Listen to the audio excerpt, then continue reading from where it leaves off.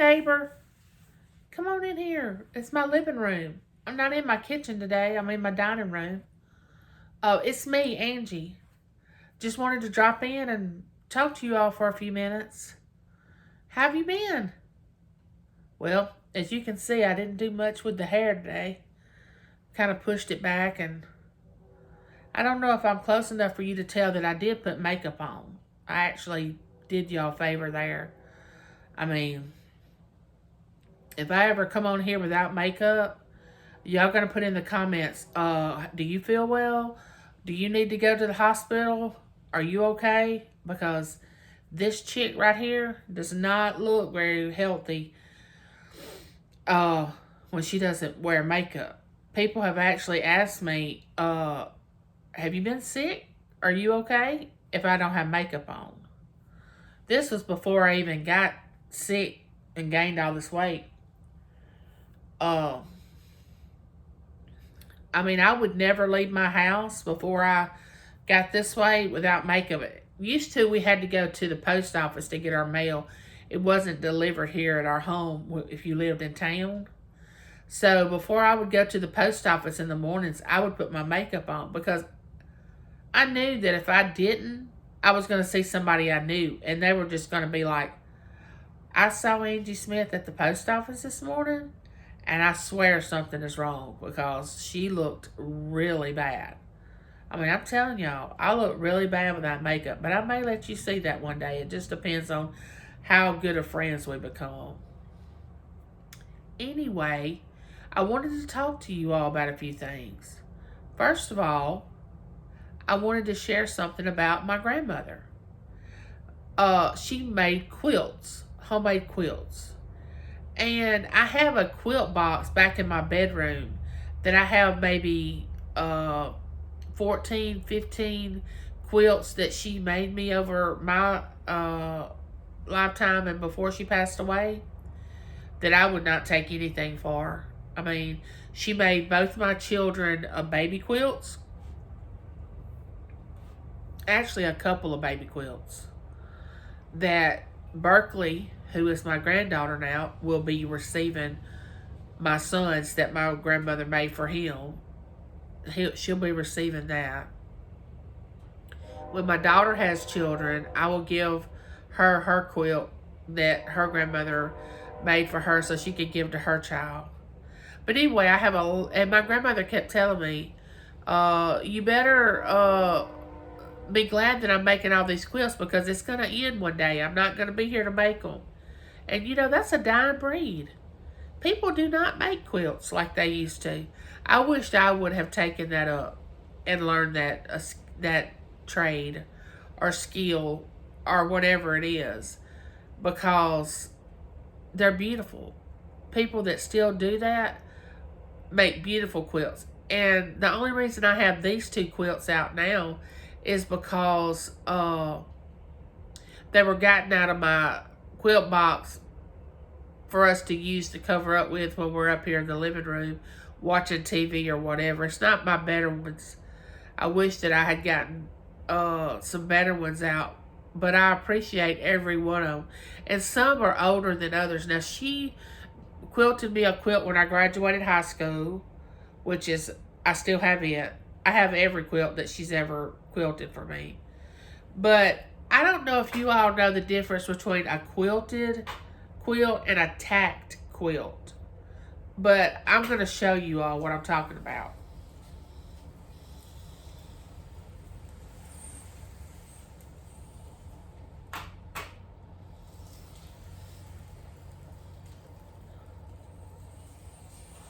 Okay, this right here, I don't know if you can see it. Let me hold it up. It has the little, looks like crochet thread, and it may be that. I think it is. If it has these little things inside it like that, this is a quilt that's been tacked. It's called a tacked quilt because it's tacked together with these little crochet threads.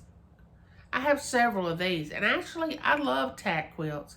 A lot of people want the quilted, which I like the quilted. I like both of them, but a lot of people don't want the tacked. Oh no, I don't want that. I like the rustic look of the tack quilt. I guess that's why I just lean toward it more or go toward having those. Because I like the rustic look. Okay, now this one I'm going to show you now is very old.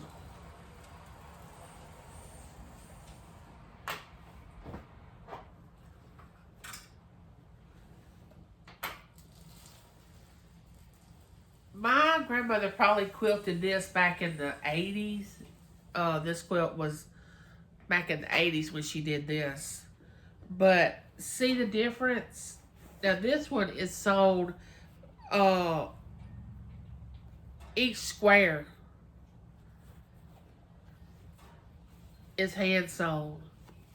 I don't know if you can see that or not. Each square is sewn. It's got thread. It's don't have the crochet thread. It has like sewing thread. And the thing about this, now look at the back of this. Let me show you. All right, now see how that really looks dull. Now some that I have back in the back, which if my husband was here, I'd get him to go back there and get some of them. Have beautiful backings on them.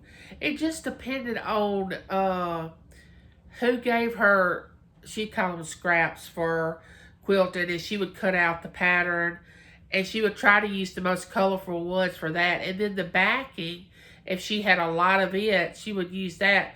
And it didn't matter if it matched or whatever when the people quilted back in the older days. It was just for warmth.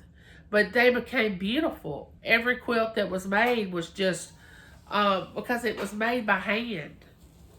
But this quilt is, like I said, in the 80s. And this is just a simple block quilt. Now, I have one back there. It's called the wedding ring. One that looks like a star. It's a star pattern. My grandmother was very talented when it came to quilting. I mean, she could sew, quilt. For the first, from the time I was born till I was about, I'd say 8 years old, she made our clothes. I mean, she could sew.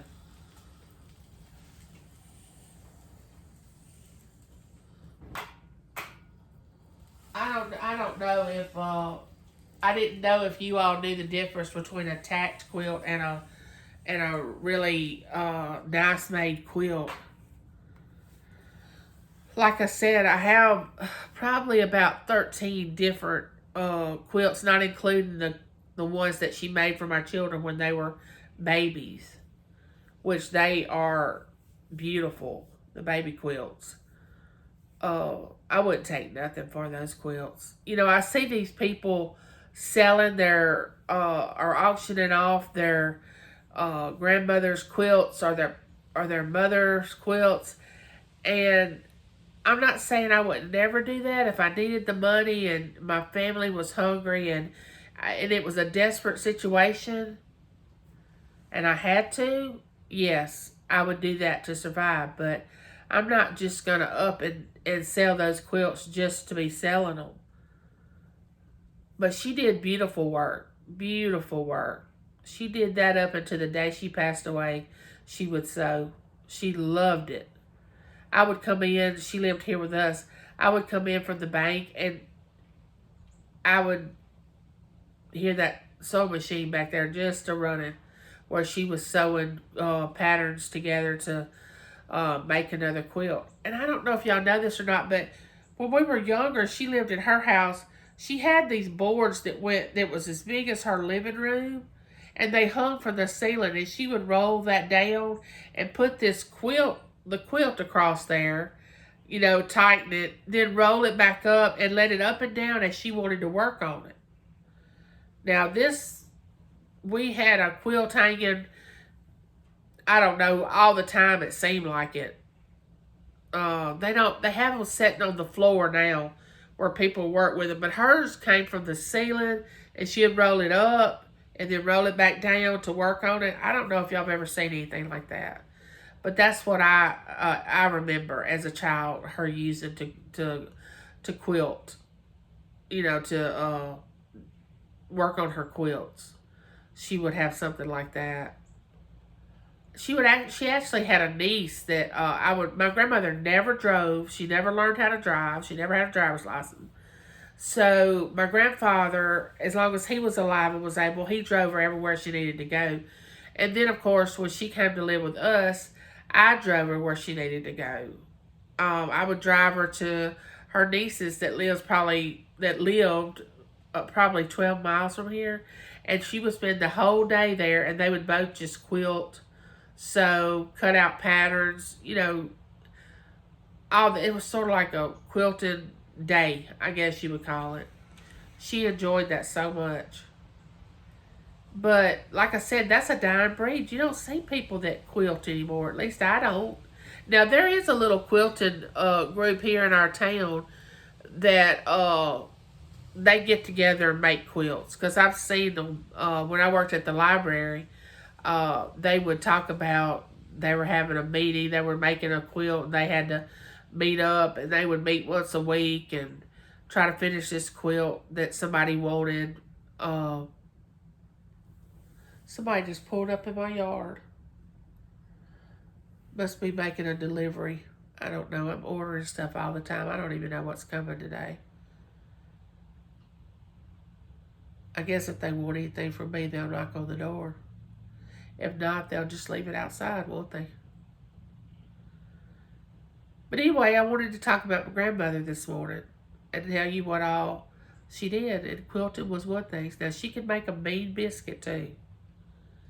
Every morning of my life until this lady passed away, I can remember her getting up at 5:30, between 5:30 and 6 in the morning with those little slippers on, and you could hear she didn't actually pick her feet up. She kind of scooted across the floor.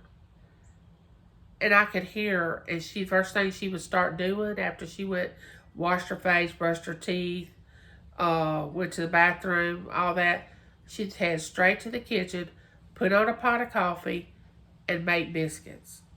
Every single day. And I would think to myself, why isn't she sleeping late? Why does she have to get up so early? She is missing out on some good sleep. But now that I'm older, I'll get up early. I'm the same way. I don't want to sleep late. I get up probably around, I'd say 6:30 or 7. Sit in my chair for about 20 minutes and realize that I'm still alive. Then I get up and go to the restroom, come to the kitchen, start cooking my breakfast. Then I take my medicine. Then my day begins. So I know exactly why she did what she did. And that's the way we all are. Things become more clear as we get older of why our parents and grandparents did what they did. We thought it was wrong or we didn't understand it. And now that we're getting up in age, or I'm getting up in age, I can see my grandmother all over me. I mean, I call myself Helen all the time because her name was Helen, and I can see the things that she did. I'm doing those things. You know that commercial that comes on with Progressive Insurance? You turn it into your parents. Well, I'm turning it into my grandmother, which I don't mind. She was a great woman. She was more like my mother than my biological mother. But that's for a different day and a different story. But anyway, I want you to like, subscribe, and please subscribe to my channel and share it. I would like to get up to 50 subs at least, or even more. Of course, I want more. But I have 37 now. If people would just promote my channel for me, or not even promote it, just say, hey, go check this channel out. She's bought...